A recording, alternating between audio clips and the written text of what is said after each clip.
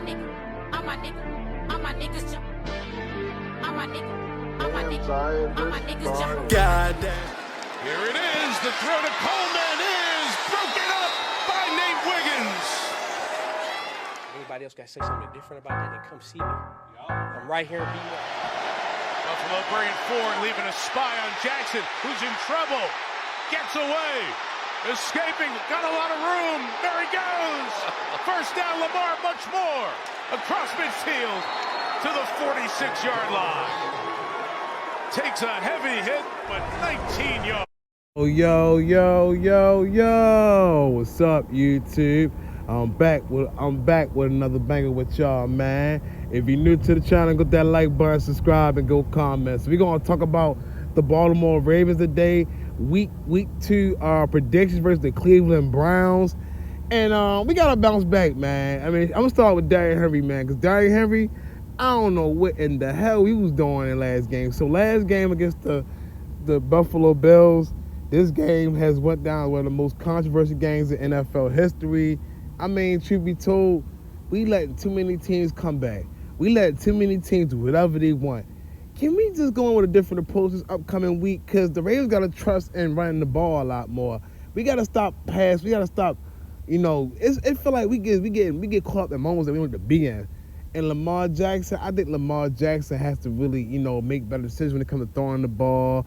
I think he should just take it slow. Like, give it a little 5-yard pass here, 10 yards.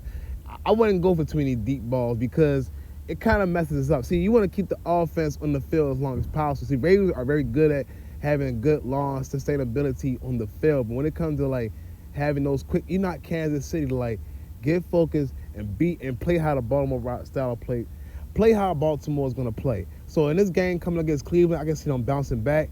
Like I said, Cleveland got a good defense. Now, you don't want to see on this team because last year they beat us in a mysterious way. So the Ravens got to be more focused. They got to just lock in, man. We got to bounce back because it was a lot of situations that shouldn't have occurred in the last week's game. So I got house for Lamar Jackson and Derrick Henry. They're going to bounce it back. And I got one thing to mention, too, because we got to make sure we got to clean this up. Stop throwing the ball to Zay Flowers all the time. Like, y'all, you make it so obvious when you make those type of plays. Like, you got to be better than that, Lamar. Like, you got to make better decisions out in that field. So it is what it is. And also, where in the hell was Mark Andrews at? He ain't even there when you need him. Like, bro, this will be the game for to come back and show him what you're about. But nope, he didn't show up, so don't worry about it, because next game, he will show up. So, like I said, this offense got to turn up the notch a little bit. You got to destroy Cleveland. Cleveland going to be the punching bag for us this week coming up. Because I'm telling you, we should not have lost that game. And I understand it's the first week in the NFL. We trying to make team adjustments, but we can't keep making these cause mistakes for the offense, So it is what it is. And also, shout out to Rashad Bateman. Rashad Bateman has been doing his thing also as well. I can see him having himself a decent game. Him and Zay Flowers putting up yards and everything. So this offense is definitely gonna get back right. So there's nothing to really worry about coming into this game against Cleveland. Like I said, Cleveland have a young defense that can slow you down. So Ravens gotta make sure they don't sleep on this team. They gotta make sure they stay focused, keep their foot on the gas pedal. Let's go and get these wins. So let's make it happen against Cleveland. And the offense got to just step it up because last week, I don't know what I saw in that field. And the defense. Now, the defense. I can see the defense find a way to shut down Joe Flacco, of course. So Joe Flacco is the current, he's the current QB starter for the Cleveland Browns. So once again, Joe Flacco will be facing his former team, the Baltimore Ravens. And I love to see Joe Flacco still playing, doing his thing on the field. But I'm going to tell you one thing. One thing for certain and two things for sure. We love you, but we got to beat you, man. And I know the Baltimore City always going to have that love for you, man. You brought us a ring in 2013. We can never forget that. He's the highest paid quarterback after that. But, yeah, this defense got to find out how to, slow Cleveland down, shut their run game down. Try to find some different adjustments. Because this defense, I feel as though was kind of finding its own, especially with Jaire Alexander, and he was the only piece that was just trying to find himself. And Malachi Starks, these guys are trying to implement themselves in the system. It takes time for develop. But I'm telling you, once this defense fully get clicked together and gel, like as it's supposed to, this defense is gonna be very, very, very scary. So don't count them out. And please don't count the Ravens out. It's only week 1 of the NFL season, so it is what it is. Also, for the secondary, I know I'm about to say, man, because this shouldn't even happen in last week's game. Get better than man-to-man. Can I get better than man-to-man? Y'all out here getting burnt up in that man-to-man. It got to get right, man. It got to get right.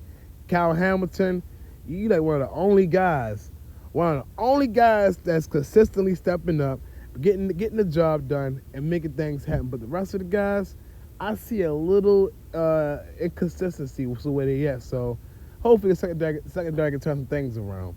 And Mr. Roquan Smith. So this is what I want to say about you, man, because you out here missing tackles. You can't guard the middle. Man, you out here looking like trash in last week's game. You got to turn it up around, man. They out here calling you Ray Lewis. Ray Lewis ain't gonna do nothing like that. But like I was saying, Roquan gotta have himself a big game. Like I said, he's getting burned up in that middle. Like, you gotta do something about that, man. You gotta make sure you clean some things up, man. 'Cause I ain't like what I saw in last week's game. He was a non-factor. Didn't really do much, but it is what it is, man. And also, for the rest of the defense, the front seven. So, shout out to Kyle Van Noy. Shout out to the other people that have been holding it down, trying to keep this team together. So, the defense definitely going to be nothing to worry about. So, they're going to definitely bounce back and slow down this Cleveland team. I can see them putting this Cleveland team under, like, 10 points. So, we're going to see, man. This game is really going to be a test runner for us as well, because sometimes the Ravens will actually end up losing to a team that they had no business losing to, and Cleveland could be that team. So hopefully we can just be focused, keep our foot on the gas pedal. Not too like I said, like this game was a lesson to be learned, and hopefully we can run the Buffalo Bills in the playoffs. So we gonna see that same energy if we do run into them in the playoffs. But that's all I gotta say, man. This is my week 2 predictions for the Baltimore Ravens and the Cleveland Browns. Y'all got anything you want to say in the comment section? Feel free to do so. Like I said, my scoring prediction will be what? I'm gonna say about 28-7, 35-7. Ravens definitely gonna put up some points. So, and Lamar Jackson's gonna show up and show out, and the rest of the Ravens as well. So, I'm counting them in. Don't never count them out. Always count them in. But anyway, I'm out with the word. Have a blessed one.